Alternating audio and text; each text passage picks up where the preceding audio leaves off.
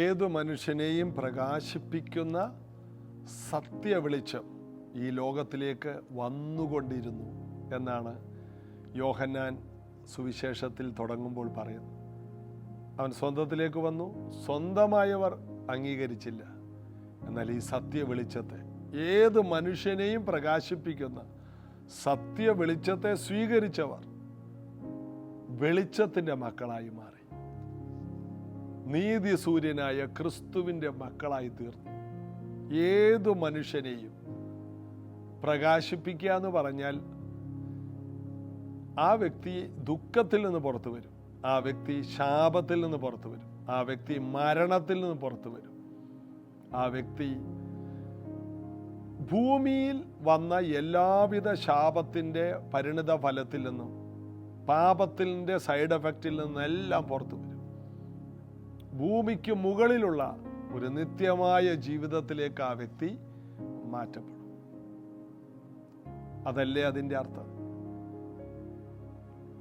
അപ്പോൾ ഒരു ദൈവ പൈതൽ ഭൂമിക്ക് അതീതനായ വ്യക്തിയായി മാറാൻ ഭൂമിയിലേക്ക് ഒരുവൻ കടന്നു വന്നു. ഈ പ്രപഞ്ചത്തെ മുഴുവനും പ്രകാശിപ്പിച്ച നക്ഷത്രങ്ങൾക്ക് രൂപമുണ്ടാക്കി അതിന് പ്രകാശം കൊളുത്തിയ, എണ്ണമറ്റ നക്ഷത്രങ്ങളെ നിർമ്മിച്ച് അതിന് പ്രകാശം കൊളുത്തിയവൻ. നമുക്കറിയാം, ഒരു 100 മെഴുകുതിരി വാങ്ങിയിട്ട് അതിനെ കത്തിക്കുമ്പോൾ കത്തിക്കാനുള്ള ബുദ്ധിമുട്ട് നമുക്കറിയാം. കത്തിച്ച് കഴിയുമ്പോഴും നമുക്ക് അത് കയ്യിൽ പിടിച്ചേക്കുകയാണെങ്കിൽ ഇത് എത്ര നേരം കത്തും നമുക്കറിയാം. അത് ഓരോ നിമിഷം കഴിയുന്തോറും കത്തിത്തീരുകയാണ്. പ്രകാശത്തിന് വലിയൊരു ചെലവുണ്ടല്ലേ? വലിയ ചെലവുണ്ട്. ഒരു മെഴുകുതിരിക്ക് എത്ര രൂപ? ഇനി അതിനേക്കാൾ കൂടുതൽ പ്രകാശമാണോ, അതിനത്രയും അതിന് ചെലവുണ്ട്. അപ്പോൾ വലിയ ചെലവാണ്. ഈ പ്രപഞ്ചത്തിലേക്ക് നോക്കുമ്പോൾ ഒരുവൻ വളരെ ചിലവ് ചെയ്താണ് ഈ പ്രപഞ്ചത്തെ നിലനിർത്തിയിരിക്കുന്നത്. വളരെ സമ്പന്നനായ ഒരു ദൈവമാണ് ഈ പ്രപഞ്ചത്തിൻ്റെ പുറകിൽ സൃഷ്ടാവായി രാജാതി രാജാവായി വാഴുന്നത് എന്ന് ഇത് നോക്കുമ്പോൾ നമുക്ക് കാണാൻ കഴിയും. ഒരിക്കൽ ഞാൻ മസ്കറ്റിൽ പോയപ്പോൾ സുൽത്താൻ കാബൂസ്, ഇന്ന് അദ്ദേഹം ഈ ഭൂമിയിൽ നിന്ന് മാറ്റപ്പെട്ടു, അദ്ദേഹം ഉണ്ടായിരുന്ന കാലത്ത് അദ്ദേഹത്തിൻ്റെ ഏതോ ഒരു പ്രത്യേക ഇത്ര വർഷം തികഞ്ഞു എന്ന ആഘോഷം രാജാവായിട്ട് 60 ആണോ 70 ആണോ എന്നറിയില്ല. അതിൻ്റെ ആഘോഷം ഏകദേശം 2-3 മാസം ആ മസ്കറ്റ്, ഒമാൻ, രാജ്യം മുഴുവനും വെളിച്ചം കൊണ്ട്, ലൈറ്റുകൾ കൊണ്ട്, ഇലക്ട്രിക്കൽ പോസ്റ്റുകളെല്ലാം, എന്നിന് വേണ്ട പാലം, എല്ലാം ലൈറ്റുകൾ കൊണ്ട് നിറഞ്ഞ്, എവിടെ പോയാലും ലൈറ്റ് മാത്രമേ ഉള്ളൂ. രാത്രി നോക്കുമ്പോൾ അത് കാണുമ്പോഴേ അറിയാം ഈ രാജാവ് ഒരു മഹാനായ മനുഷ്യനാണ്. അദ്ദേഹത്തിൻ്റെ മഹത്വം എന്താണെന്ന് കാണിക്കാൻ പ്രകാശത്തെയാണ് കാണിക്കുന്നത്, പ്രതാപത്തെ കാണിക്കുകയാണ്. എസ്തേറിന്റെ പുസ്തകത്തിലുണ്ട്, രാജാവ് തൻ്റെ മഹത്വം കാണിക്കാൻ, തൻ്റെ പ്രതാപത്തെ കാണിക്കാൻ എത്രയോ ദിവസം വിരുന്ന് വെച്ചു. അങ്ങനെയാണ് നമ്മൾ എസ്തേറിന്റെ പുസ്തകം വായിച്ചു തുടങ്ങുന്നത്. രാജവീഞ്ഞ് രാജപദവിക്കൊത്തവണ്ണം ധാരാളമുണ്ടായിരുന്നു. അതുപോലെ പരിമിതമില്ലാത്ത മാന്യമായ ഒരു വിരുന്ന് സൽക്കാരം. ഇതാണ് നമ്മൾ ഈ പ്രകൃതിയിലോട്ട് നോക്കിയാൽ കാണുന്നത്, ദൈവത്തിൻ്റെ മഹത്വം. അതുകൊണ്ടാണ് സങ്കീർത്തനം പറയുന്നത്, ആകാശം ദൈവത്തിൻ്റെ മഹത്വത്തെ വർണ്ണിക്കുന്നു. ദൈവത്തിൻ്റെ മഹത്വം കാണണമെങ്കിൽ ഈ ആകാശത്തിലേക്ക് നമ്മളൊന്ന് നോക്കിയാൽ മതി. കർത്താവിൻ്റെ എല്ലാ പ്രതാപങ്ങളും ഇതിൽ നമുക്ക് കാണാൻ കഴിയും. അപ്പോൾ ഈ നല്ലവനായ കർത്താവിൻ്റെ അതിശ്രേഷ്ഠമായ മഹത്വത്തിലേക്ക് കടന്നു വരാൻ ദൈവം നമ്മെ സഹായിച്ചല്ലോ. അവനിൽ നമുക്ക് കൂടുതൽ ആശ്രയിക്കാം. നമുക്ക് ചേർന്ന് പാടി യേശുവിനെ ആരാധിക്കാം. तूने किया खाली अपने आप को, जोड़ी सारी महिमा, होकर खुदा किया शून्य अपने आप को, बना मनुष्य समान, बन गया दास समान, मृत्यु सही हाँ मृत्यु क्रूस की, और हुआ सबसे महान।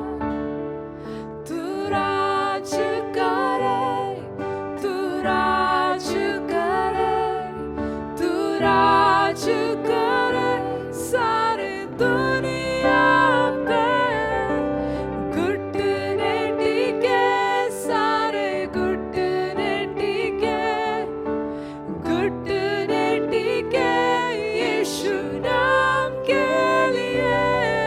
तू राज करे, तू राज करे, तू राज करे सारे दुनिया पे, घुटने टिके सारे घुटने टिके, घुटने टिके यीशु नाम के लिए।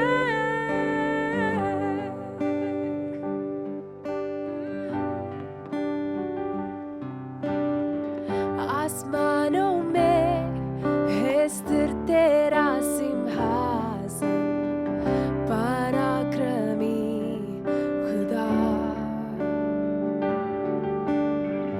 महिमा से अब फैले तेरा शासन, कदमों पे सारा जहान,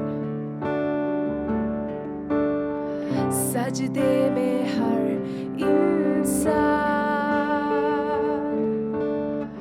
वध जो हुआ निर्दोष में मरा, तेरा है सारा अधिकार।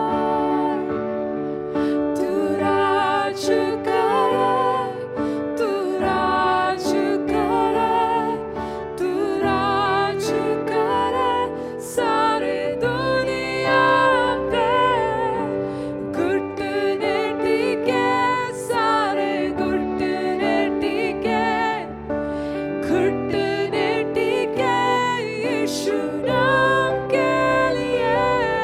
तू राज करे, तू राज करे, तू राज करे सारे दुनिया पे, घुटने टिके सारे घुटने टिके, घुटने टिके यीशु नाम के लिए।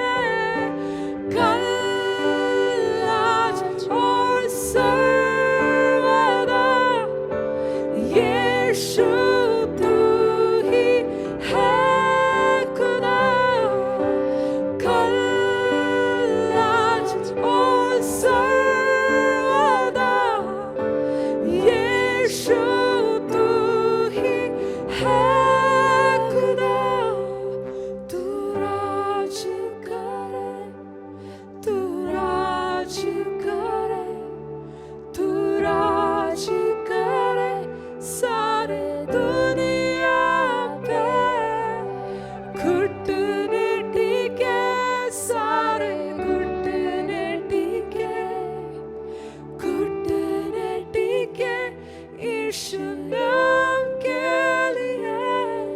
तू राज करे, तू राज करे, तू राज करे सारे दुनिया पे, घुटने टिके सारे घुटने टिके, घुटने टिके यीशु नाम के लिए।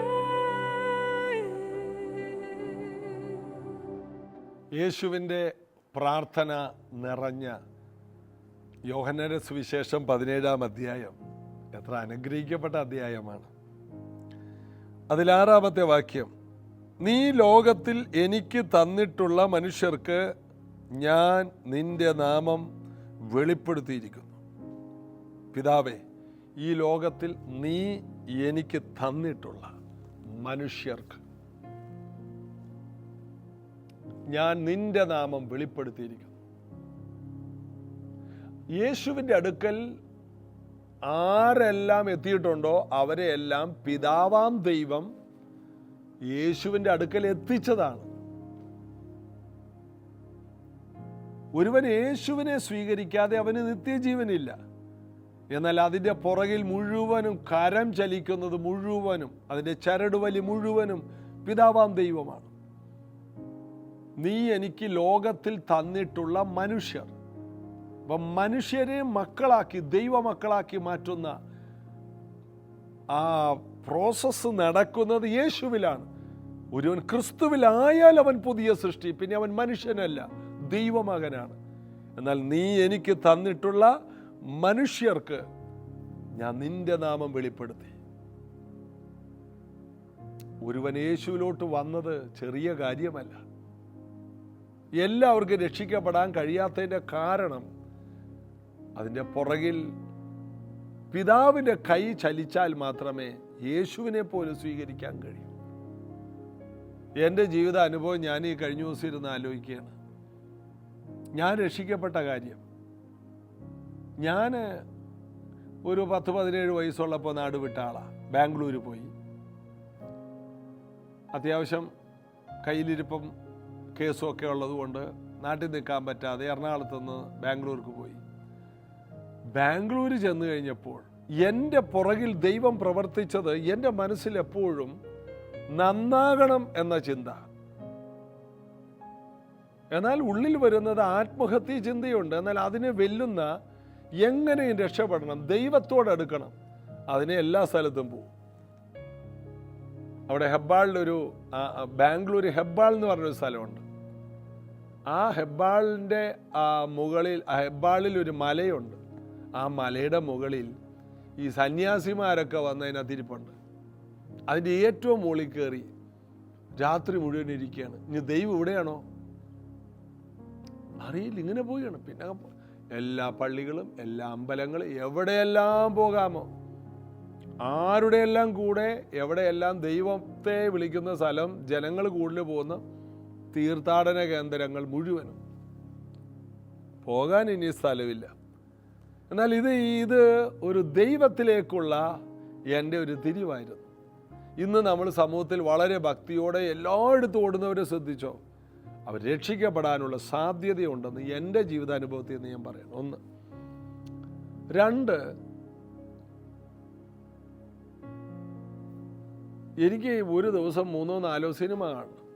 ഞാനൊരു ദിവസം ഇങ്ങനെ സിനിമ കാണാനായിട്ട് പോവുകയാണ്. സിനിമ കാണാൻ പോകുമ്പോൾ ഒരു ബസ് സ്റ്റാൻഡിൽ വന്ന് നിൽക്കുമ്പോൾ കോരി ചൊരിയുന്ന മഴ. അതുകൊണ്ട് സിനിമക്ക് പോകാൻ പറ്റുന്നില്ല. വൈകിട്ട് 6 തൊട്ട് 9 മണി വരെയാണല്ലോ സിനിമ, ഫസ്റ്റ് ഷോ. സിംഫണി എന്ന തിയേറ്ററിൽ ചെല്ലണം. ഒരു ഇംഗ്ലീഷ് സിനിമ കാണാൻ പോവുകയാണ്. എന്നാൽ ഈ ബസ് സ്റ്റാൻഡിൽ വന്ന് നിന്നിട്ട് കോരിച്ചൊരിയുന്ന മഴ കാരണം, നിൽക്കാത്ത മഴ കാരണം ഞാൻ അവിടെ തന്നെ നിന്നു. ആ മഴയെന്ന് പറഞ്ഞാൽ അതുപോലത്തെ ഒരു മഴ ആ സീസണിലുണ്ടായിട്ടില്ല. ബസ് സ്റ്റാൻഡിൻ്റെ ഈ മതിലിനോട് ചേർന്ന് ഭയങ്കര ശബ്ദം കേൾക്കുന്നു. ഞാൻ ആ മതിലിലൂടെ ഒന്ന് എത്തി നോക്കിയപ്പോൾ മുട്ടോളം വെള്ളത്തിൽ വലിയ ഗ്രൗണ്ടിൽ ഒരു പ്രാർത്ഥനാ യോഗം നടക്കുന്നു. പ്രാർത്ഥന എന്താണെന്ന് മനസ്സിലായില്ല. ഞാൻ കാണുന്ന കാഴ്ച, സ്ത്രീ പുരുഷന്മാർ മുട്ടോളം വെള്ളത്തിൽ നിൽക്കുന്നു. സ്റ്റേജിൽ ഒരാൾ നിൽക്കുന്നു. അയാൾക്ക് മാത്രം ആരോ കൊട ചൂടി കൊടുത്തിട്ടുണ്ട്. ബാക്കി എല്ലാവരും വെള്ളത്തിൽ നിന്നുകൊണ്ട് കൈ ഉയർത്തി യേശുവേ യേശുവേ എന്ന് വിളിക്കുന്നു. ഞാൻ പിന്നെ മഴ നോക്കിയില്ല, എടുത്ത് ചാടി മതിൽ ചാടി ജനക്കൂട്ടത്തിലൂടെ നടന്ന് നീന്തി സ്റ്റേജിൻ്റെ ഫ്രണ്ടിൽ വന്നു. സ്റ്റേജിൽ വന്നപ്പോൾ DGS ദിനകരൻ എന്ന് പറയുന്ന ദൈവപുരുഷൻ പ്രസംഗിക്കുക. പിതാവ് എങ്ങനെയാണ് പുത്രൻ്റെ അടുക്കൽ ആൾക്കാരെ കൊണ്ടുവരുന്നതെന്ന് എൻ്റെ അനുഭവത്തിൽ നിന്ന് പറയാം. അങ്ങനെ ഞാൻ അവിടെ നിന്ന് ഇതെല്ലാം കാണുകയാണ്. എന്താണ് ഈ പെരും മഴയത്ത് ആരും പോയിട്ടില്ല, ഒരു കുഞ്ഞവിടെ നിന്ന് മാറിയില്ല. രോഗികളായിട്ട് വന്നവര് കുഞ്ഞുങ്ങളെല്ലാം കയ്യിലിങ്ങനെ മഴയത്ത് ഉയർത്തി പിടിച്ചിരിക്കുകയാണ് സൗഖ്യത്തിന് വേണ്ടി. അപ്പം അദ്ദേഹം വിളിച്ചു പറയുകയാണ്. അപ്പം 2 ഭാഷയിൽ ട്രാൻസ്ലേറ്റ് ചെയ്യുന്നുണ്ട്. ഇന്ന് ഞാൻ മറന്നിട്ടില്ല, 33 വർഷങ്ങൾക്ക് മുമ്പ് DGS ദിനകരൻ വിളിച്ചു പറഞ്ഞൊരു വാക്ക്. അദ്ദേഹം ഇംഗ്ലീഷിൽ വൂ ഈസ് ദ റക്കമ്മ, അപ്പം കന്നഡ ഭാഷയിൽ യാറു ഈ റക്കമ്മാവു, തമിഴിൽ യാർ ഇൻ ദ റക്കമ്മ, അതായത് ആരാണ് റക്കമ്മ എന്ന സ്ത്രീ. അപ്പോൾ ഒരു സ്ത്രീ കൈപൊക്കി, നിന്റെ വായിൽ ഇടതുവശത്ത് നീ വെറ്റില മുറുക്കി മുറുക്കി നിന്റെ വായുടെ ഒരു വശം ക്യാൻസറാണ്, പഴുപ്പൊഴുകുന്നവളാണ്, നിനക്ക് ആഹാരം കഴിക്കാൻ കഴിയുന്നില്ല. എന്നാൽ യേശു നിന്നിവിടെ കൊണ്ടുവന്നതാണ്, ഇന്ന് യേശു നിന്നെ സൗഖ്യമാക്കുന്നു. ആ സ്ത്രീ ഉടനെ സൗഖ്യമാവുകയാണ്. അവിടെ നിന്ന് ജനങ്ങൾ കൂട്ടമായിട്ട് സൗഖ്യമാകുന്ന കാഴ്ച. മുട്ടോളം വെള്ളത്തിൽ നിൽക്കുന്ന ജനങ്ങൾ എന്തുകൊണ്ട് പോകുന്നില്ല? ആദ്യമായിട്ടൊരു യോഗത്തിൽ, സിനിമക്ക് പോയ ആളാണ്, കോരിച്ചൊരിയുന്ന മഴ കാരണം സിനിമ വേണ്ടെന്ന് വെച്ച ആളാണ്. എന്നാൽ അതിനേക്കാൾ വലിയൊരു കാഴ്ച ദൈവനെ കാണിച്ചു. എന്നിട്ട് ഞാൻ ചർച്ചിലും പോയില്ല. അവിടെ ദിനകരൻ വിളിച്ചു പറഞ്ഞ, യേശുവേ ഞാനൊരു പാപിയാണ്, എൻ്റെ ജീവിതത്തിലേക്ക് വരണം. ഇതെല്ലാം ഞാൻ പറഞ്ഞാണ്. എന്നാൽ ഞാൻ രക്ഷിക്കപ്പെട്ടു എന്നൊന്നും എനിക്ക് മനസ്സിലായില്ല. കാരണം ഞങ്ങളുടെ ഒന്നും കുടുംബത്തിൽ ആരും രക്ഷിക്കപ്പെട്ടവരില്ല.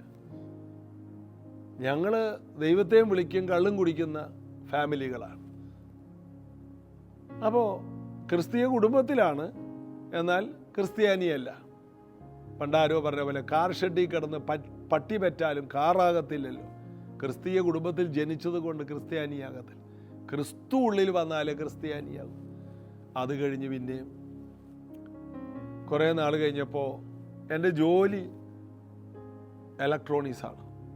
അപ്പം ഞാനിങ്ങനെ ഒത്തിരി പേരുടെ ടെലിവിഷൻ, റേഡിയോ, ടേപ്പ് റെക്കോർഡർ, അന്ന് കാസറ്റിൻ്റെ സംഭവമാണ്, VCR, ഇതൊക്കെ നന്നാക്കുന്ന ഒരു ഷോപ്പ് എനിക്കുണ്ട്. അപ്പം ഞാൻ ഒരാളുടെ റേഡിയോ, പഴയ വാൽവ് സെറ്റ് റേഡിയോ ഉണ്ട്, നിങ്ങളൊന്നും കണ്ടിട്ടില്ല പലരും, പഴയ ആൾക്കാർക്കേ അറിയാം. ഇത്രയും വലിപ്പമുള്ള റേഡിയോ, ആ റേഡിയോ നന്നാക്കിക്കൊണ്ടിരിക്കുമ്പോൾ ഞാനിങ്ങനെ ഓരോ കാര്യങ്ങൾ സെറ്റ് ചെയ്യുന്ന കൂട്ടത്തിൽ ശ്രീലങ്ക പ്രക്ഷേപണം അങ്ങനൊരു സംഭവം അന്നുണ്ട്, സിലോൺ. ആ ഒരു റേഡിയോ പ്രഭാഷണം അതിൽ കൂടി വരികയാണ്. ഇത് KP യോഹന്നാൻ, എൻ്റെ പേര് KP യോഹന്നാൻ, ഇത് ആത്മീക യാത്ര. തിരുവല്ലയിൽ മഞ്ഞാടിയിൽ നിന്നുള്ള KP യോഹന്നാൻ്റെ ഒരു സുവിശേഷ പ്രഭാഷണം. അതിൽ നിന്ന് നമുക്ക് മാറാൻ കഴിയില്ല. കുഞ്ഞേ, ചേട്ടാ, ചേച്ചി, അദ്ദേഹത്തിൻ്റെ ഓരോ ശൈലിയുണ്ട്. അച്ചായ കുടിക്കരുത്, അദ്ദേഹത്തിൻ്റെ ഒരു പുസ്തകം തന്നെയാണ് അച്ചായ കുടിക്കരുത്. 100 കണക്കിന് പുസ്തകം എഴുതിയ ആളാണ്. അദ്ദേഹത്തിൻ്റെ ആ റേഡിയോ പ്രഭാഷണം കേട്ട് അവിടെ അത് കയ്യിൽ പിടിച്ചുകൊണ്ടിരുന്നാണ് കേട്ട് അവിടെ മുട്ടുകുത്തി, റേഡിയോ കയ്യിൽ പിടിച്ച് മുട്ടുകുത്തി അവിടെ ഏറ്റു പറഞ്ഞു, യേശുവേ ഞാനൊരു പാപിയാണ്, എൻ്റെ ഉള്ളിലേക്ക് വരണേ, അങ്ങേ ഞാൻ എൻ്റെ കർത്താവ് രക്ഷകനായി സ്വീകരിക്കും. അവിടെയും കുറേ നേരം ഇരുന്ന് കരഞ്ഞു. പിന്നെ അന്ന് വൈകിട്ട് പോയി ആവശ്യം പോലെ കള്ളും കുടിച്ചു. വീണ്ടും പിറ്റേ ദിവസം സിനിമക്ക് പോയി പഴയ പോലെ തന്നെ ജീവിക്കുകയാണ്. എന്നാൽ ഉള്ളിൽ എന്തോ ഒരു അഗ്നിപർവ്വതം പുകയുന്നത് പോലെ എന്തോ ഒരു സത്യത്തിലോട്ട് ഓടുന്നുണ്ട്. സംഭവം പഴയതിനേക്കാൾ ഒരു നല്ല ഭാഗത്തോട്ട് പോകുന്നതായിട്ട് മനസ്സിലാവുന്നുണ്ട്. എല്ലാം കണക്റ്റ് ആകുകയാണ്. അപ്പോൾ പിതാവേ, നീ എനിക്ക് തന്നത് എന്ന് പറയുമ്പോൾ അതിൻ്റെ അർത്ഥം എനിക്കിപ്പോൾ മനസ്സിലാവും. പിന്നീട് എൻ്റെ അടുത്ത് ഇതുപോലൊരാൾ എന്നെ എന്തോ നന്നാക്കാൻ കൊണ്ടുവന്നു. അദ്ദേഹം ഒരു CSI കാരനായിരുന്നു. അദ്ദേഹത്തോട് ഞാൻ ചോദിച്ചു, സമാധാനം കിട്ടാൻ എന്ത് ചെയ്യണം? അദ്ദേഹം പറഞ്ഞു ബൈബിൾ വായിച്ചാൽ മതി. ബൈബിൾ എവിടെ കിട്ടും? ഞങ്ങളുടെയൊന്നും വീട്ടിൽ ബൈബിളില്ല. കാരണം ബൈബിൾ വായിക്കാൻ പാടില്ല. അന്ന് ബൈബിള് പള്ളിയിലെ അച്ഛനും മെത്രാനും വായിക്കാൻ പറ്റുന്ന ഒരു സമയമായിരുന്നു. അതുകൊണ്ട് ബൈബിള് സാധാരണക്കാർ വായിക്കില്ല, പേടിയാ. ഞങ്ങളുടെ വല്യമ്മച്ചി പറഞ്ഞിട്ടുണ്ട് ബൈബിൾ വായിക്കരുത്, കണ്ണ് പൊട്ടിപ്പോകുമെന്ന്. അതുകൊണ്ട് ബൈബിൾ വായിച്ചിട്ടില്ല. ഇതിന് വെറുതെ കണ്ണ് കളയുന്നു. ഇത് കണ്ണ് തുറക്കുന്നതാണെന്ന് നമുക്കറിയില്ല. അപ്പം ഞങ്ങളുടെ വല്യമ്മച്ചിയുടെയൊക്കെ ഗതി എന്താ? നിങ്ങളൊന്ന് ആലോചിച്ച്, ഞങ്ങൾ എത്ര ഇരുട്ടിലാണ് ജീവിച്ചത്. അങ്ങനെ CSIക്കാരൻ പറഞ്ഞു, ഈ ബാംഗ്ലൂർ മഹാത്മാഗാന്ധി റോഡ് MG റോഡിൽ ബൈബിൾ സൊസൈറ്റി ഉണ്ട്, അവിടെ ചെന്നാൽ മതി. അങ്ങനെ ബൈബിൾ സൊസൈറ്റിയിൽ ചെന്ന് 15 രൂപയുടെ ഒരു ബൈബിൾ വാങ്ങി 3 മാസം രാപ്പകൽ ജോലി പോലും മാറ്റി വെച്ചിട്ട്, ഉറക്കം പോലും മാറ്റി വെച്ച് വായിച്ചു. രാപ്പകൽ വായിച്ചു. വായിക്കുമ്പോൾ അത്ഭുതങ്ങളും അടയാളങ്ങളും യേശു ചെയ്തതും ഞങ്ങളുടെ വീട്ടിൽ വേണ്ട എല്ലാ കാര്യവും അവിടെ എഴുതി വച്ചിരിക്കുകയാണ്. ഭയങ്കര സമാധാനം, നിർത്താൻ തോന്നുന്നില്ല. ഭയങ്കര രസം. വായിക്കും കരയും, വായിക്കും ചിരിക്കും, വായിക്കും കരയും, വായിക്കും തുള്ളിച്ചാടും. ഭയങ്കര ഒരു വികാരമായി മാറി.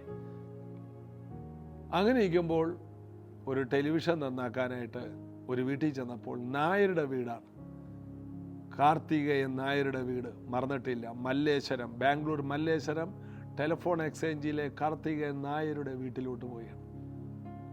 എല്ലാ പിതാവ് പുത്രൻ്റെ അടുക്കലേക്ക് കൊണ്ടുപോയ ഡയറക്ഷനാണ്. അദ്ദേഹത്തിൻ്റെ വീട്ടിലൊരു TV-യുടെ അരികിൽ ബൈബിൾ ഇരിക്കും. ഞാൻ ചോദിച്ചു, നായരുടെ വീട്ടിൽ ബൈബിളോ? അദ്ദേഹം പറഞ്ഞു, എന്നെ രക്ഷിച്ചത് ഈ ബൈബിളാണ്. ഞാൻ പറഞ്ഞു, ഇതുപോലെ ജീവിക്കുന്ന ആരെങ്കിലും ഉണ്ടോ? അദ്ദേഹം പറഞ്ഞു, ഗംഗാനഗർ 2nd മെയിൻ റോഡിലോട്ട് ചെല്ലാൻ പറഞ്ഞു. ആ 2nd മെയിൻ റോഡ് മുകളോട്ട് ചെല്ലുമ്പോൾ ബദേലേജി എന്ന് പറഞ്ഞൊരു ബോർഡ് കാണും. നേരെ കയറിക്കോളാൻ പറഞ്ഞു. 70 പേരുള്ള ഒരു ടെൻറ്റ്. അതിനകത്തോട്ട് ചെല്ലുമ്പോൾ 20 പേരിരിക്കുന്ന 20 പേരുള്ളൊരു കൂട്ടായ്മയിൽ MA വർഗീസ് എന്ന് പറയുന്ന ഒരു വ്യക്തി അവിടെ ബൈബിൾ ക്ലാസ് എടുക്കുകയാണ്. ഞാൻ സാക്ഷാൽ മുന്തിരിവള്ളിയും എൻ്റെ പിതാവ് തോട്ടക്കാർ, എന്നിൽ കായ്ക്കുന്ന കൊമ്പുകൾ എല്ലാം വളരെ ഫലം കായ്ക്കും, എന്നെ പിരിഞ്ഞ് നിങ്ങൾക്കൊന്നും ചെയ്യാൻ കഴിയും. ഇത് കേട്ട് അന്ന് രാത്രി ഞാൻ വീണ്ടും മുട്ടുകുത്തി, യേശുവേ എൻ്റെ ജീവിതത്തിലേക്ക് വരണേ. ഞാൻ വായിച്ച വാക്ക് ഇനി ഒന്നുകൂടി വായിക്കാം. നീ ലോകത്തിൽ എനിക്ക് തന്നിട്ടുള്ള മനുഷ്യർക്ക് ഞാൻ നിന്റെ നാമം വെളിപ്പെടുത്തിയിരിക്കുന്നു. അതായത് എന്നെ എവിടെ നിന്നെല്ലാം അടർത്തി പുത്രന്റെ മുമ്പിൽ കൊണ്ടുവന്നു. ഒന്ന് പിതാവ് ചെയ്തത് പുത്രനെ ഈ ഭൂമിയിലേക്ക് കൊണ്ടുവന്നു. ഇപ്പോൾ പിതാവ് ചെയ്യുന്നത് പുത്രന്റെ അടുക്കലേക്ക് എല്ലാവരെയും കൊണ്ടുവരുന്നു. എല്ലാവരെയും കണക്ട് ചെയ്യിക്കുകയാണ്. അതുകൊണ്ട് യേശു പറഞ്ഞു, പിതാവ് ആകർഷിച്ചിട്ടല്ലാതെ പുത്രന്റെ അടുക്കലേക്ക് വരാൻ ആർക്കും കഴിയില്ല. നമ്മെ എല്ലാം ദൈവം ആകർഷിച്ചതാണ്. അപ്പൊ നാം വളരെ വിലപ്പെട്ടവരാണ്. എന്തിനാണ് ഞാൻ ഇത്രയും എൻ്റെ സാക്ഷ്യം എടുത്തു പറഞ്ഞത്? നാം സ്വതവേ പുത്രന്റെ അടുക്കൽ വന്നതല്ല, നമ്മെ പിതാവ് ഒരു കാന്തം കണക്കെ വലിച്ചടിപ്പിച്ചതാണ്. ദിനകരന്റെ മീറ്റിങ്ങിൽ വെച്ച് ഞാനൊരു മുഴുവൻ തീരുമാനമെടുത്തില്ല. KP യോഹന്നാന്റെ ആ പ്രാർത്ഥനയിൽ, ആ റേഡിയോ പ്രഭാഷണം ഞാൻ നന്നായില്ല. ബൈബിൾ വായിച്ചിട്ട് ഞാൻ ഒരു തീരുമാനമെടുത്തില്ല. എന്നാൽ ഇതെല്ലാം കൂടി ചേർത്തിട്ട് ഏറ്റവും ഒടുവിൽ ശരിയായ ഒരു സ്ഥലത്ത് എന്നെ കൊണ്ടുവന്ന് എത്തിച്ചു. ബദേലേജി, ബാംഗ്ലൂർ. അവിടെ രക്ഷിക്കപ്പെട്ട മിക്കവാറും പേര് സുവിശേഷ വേലയിലായി. കാരണം ആ സഭയുടെ പാസ്റ്റർ അത്രയും നിലവാരമുള്ള ഒരു അപ്പോസ്തലനാണ്, ഒരു അഭിഷിക്തനാണ്. ഒരു നല്ല ചർച്ചിൽ ചെന്ന് രക്ഷപ്പെട്ടാൽ, ഒന്ന് നല്ല ചർച്ചുണ്ടോ, വീടും ജീവിതം എത്ര കുളമാണെങ്കിലും കുഴപ്പമില്ല, ഒരു നല്ല ചർച്ച് നമ്മുടെ ജീവിതത്തെ മാറ്റും. നിങ്ങൾ പോകുന്ന ചർച്ച് പ്രാർത്ഥിക്കുന്ന, ഭക്തിയുള്ള, വിശുദ്ധ ജീവിതമുള്ള, മാതൃകയുള്ളൊരു സഭയാണോ എങ്കിൽ നിങ്ങളുടെ ഭാവി അത്ഭുതമായിരിക്കും. നിങ്ങൾക്ക് കഴിവ് വേണ്ട, പ്രാപ്തി വേണ്ട. നിങ്ങൾ ചെന്നെത്തിയ സ്ഥലം, ദൈവം നിങ്ങളെ കൊണ്ടെത്തിച്ച സ്ഥലം, അവിടെ നിങ്ങൾ വിശ്വസ്തരായിട്ട് നിന്നാൽ മതി. വർഷങ്ങൾ ഒരുപക്ഷെ എടുക്കുമായിരിക്കും, എങ്കിലും അത് നിങ്ങളെ അനുഗ്രഹത്തിലേക്ക് നയിക്കും. വിശ്വസ്തയോടെ നിന്നാൽ മതി. കൃപയുടെ ജീവിതത്തിൽ നിങ്ങൾ ഏറ്റവും അധികം മാനിക്കപ്പെടും. പ്രാർത്ഥിക്കാം. യേശുവേ, നന്ദി. സ്വർഗീയ പിതാവേ, അങ്ങ് ഞങ്ങളെ ആകർഷിച്ച് ഈ പ്രാർത്ഥനയിൽ ഒന്നിച്ച് നിർത്തിയിരിക്കുക. അങ്ങ് ആകർഷിച്ചത് കൊണ്ടാണ് ജീസസ് എവരിഡേ എന്ന യേശുവിൻ്റെ ഏറ്റവും പ്രധാനപ്പെട്ട ഈ സന്ദേശത്തിൽ ഞങ്ങൾ ഒരുമിച്ച് നിൽക്കുന്നത്. അങ്ങയുടെ ആകർഷണം ഞങ്ങളുടെ മേൽ ഒരു കാന്തം കണക്കെ ഉണ്ട്. നാളുകളായി ഞങ്ങൾ ഒരുമിച്ച് എല്ലാ ദിവസവും കൂടുന്നു. അങ്ങയുടെ ആകർഷണ വലയത്തിൽ ഞങ്ങൾ അനുഗ്രഹിക്കപ്പെടുന്നു. പിതാവേ, അങ്ങ് പുത്രൻ്റെ അടുക്കലേക്ക് കൊണ്ടുവന്ന് പുത്രൻ മുഖാന്തരമുള്ള നിത്യജീവനും സൗഖ്യവും സകല ബുദ്ധിയെയും കവിയുന്ന ദൈവസമാധാനവും ഞങ്ങൾക്ക് തന്നതിനായി നന്ദി. ഇന്നത് കേൾക്കുന്ന ഞങ്ങളെല്ലാ പ്രിയപ്പെട്ടവർക്കും ഈ ആകർഷണ വലയത്തിൽ നിന്നുകൊണ്ട് നിത്യജീവനിലേക്കുള്ള അനുഗ്രഹിക്കപ്പെട്ട പാതയിലൂടെ തുടരാൻ എന്നും കൃപ തരണം. ഈ വഴി വിട്ടൊരിക്കലും ഇളകി മറ്റൊരു ദിശയിലേക്ക് തിരിയാൻ ഞങ്ങൾക്കൊരിക്കലും ഇടയാകരുത്. ഇത് ശ്രദ്ധിക്കുന്ന എല്ലാവരും സത്യവഴിയിലൂടെ നിത്യജീവൻ്റെ ആ ശരിയായ പാതയിലൂടെ മുന്നോട്ടോടട്ടെ. അനുഗ്രഹത്തിൻ്റെ പാതയിലൂടെ യാത്ര ചെയ്ത് ആയിരങ്ങൾക്ക് വെളിച്ചമാകട്ടെ. ഇത് കേൾക്കുന്ന എല്ലാവരും സൗഖ്യമാകട്ടെ. ഇത് കേൾക്കുന്ന എല്ലാവരും അഭിവൃദ്ധിപ്പെടട്ടെ. വഴികളും വാതിലുകളും തുറക്കട്ടെ. കുഞ്ഞുങ്ങൾക്ക് ഭാവി ഉണ്ടാകട്ടെ. ഈ വർഷത്തിന് പേരിട്ടതുപോലെ എല്ലാ വാഗ്ദത്തങ്ങളും ഈ മക്കളുടെ മേൽ നിറവേറട്ടെ. യേശുവിൻ നാമത്തിൽ പിതാവേ, ആമേൻ. കർത്താവിൻ്റെ വലിയ അനുഗ്രഹം നിങ്ങളുടെ കൂടെ ഉണ്ട്. കർത്താവ് അനുഗ്രഹിക്കട്ടെ. നാളെ നമുക്ക് അനുഗ്രഹിക്കപ്പെട്ട ഒരു സഭായോഗം പ്രൈസ് ജനറേഷനിൽ വെച്ചുകൊണ്ട് 8 മണിക്കാണ്. രാവിലെ 8 മണി തൊട്ട് 11 മണി വരെ. ചിലരെന്നോട് പറയാറുണ്ട്, 8 മണി ആയതുകൊണ്ടാണ് വരാൻ പറ്റാത്തത്. 10 മണിയായിരുന്നെങ്കിലോ? അപ്പോൾ വേറെ ചിലർ പറയും 10 മണിയായിരുന്നു കൊണ്ടാണ് വരാൻ പറ്റാത്തത്. 8 മണിയായിരുന്നെങ്കിൽ ഞങ്ങൾക്ക് വരാമായിരുന്നു. ഇതെല്ലാവരും അങ്ങനെ പറഞ്ഞുകൊണ്ടിരിക്കും. അതുകൊണ്ട് എത്ര മണിയാണെന്ന് നോക്കണ്ട. പഞ്ചാബിലൊക്കെ മീറ്റിങ്ങിന് തലേ ദിവസം വന്നവരോടെ കിടക്കുകയാണ്. പോകുന്നത് പിറ്റേ ദിവസം രാത്രിയും കഴിഞ്ഞ് അടുത്ത ദിവസമാണ് പോകുന്നത്. അതായത് ദൈവത്തെ ആരാധിക്കുന്ന കാര്യത്തിൽ എത്ര വില മുടക്കിയും എത്ര ദൂരെയാണെങ്കിലും നിങ്ങൾക്ക് വന്ന് യേശുവിനെ ആരാധിക്കാൻ കഴിയും. നിങ്ങളൊരു സഭയിൽ പോകുന്നില്ലെങ്കിൽ, ആത്മാവിലും സത്യത്തിലും ആരാധിക്കുന്ന പരിശുദ്ധാത്മാവിൽ നിറഞ്ഞ ഒരു സഭയിൽ പോകുന്നില്ലെങ്കിൽ, നിങ്ങൾക്ക് പ്രൈസ് ജനറേഷൻ ചർച്ചിൽ വരാം. അല്ലാതെ എങ്കിൽ നിങ്ങളായിരിക്കുന്ന സഭയിൽ നിങ്ങൾ വിശ്വസ്തയോടെ ആ ദൈവദാസനോട് ചേർന്ന് ആരാധിക്കണം. ആ സഭ അപ്പോസ്തോലിക ഉപദേശത്തിൽ നിലനിൽക്കുന്നതും ആത്മാവിലും സത്യത്തിലും ആരാധിക്കുന്നതും ആയിരിക്കണം. കർത്താവ് അനുഗ്രഹിക്കട്ടെ. നമുക്ക് ഒരുമിച്ച് ഇനിയും ദൈവരാജ്യത്തിൽ ഒറ്റക്കെട്ടായി നിൽക്കാം. God bless you.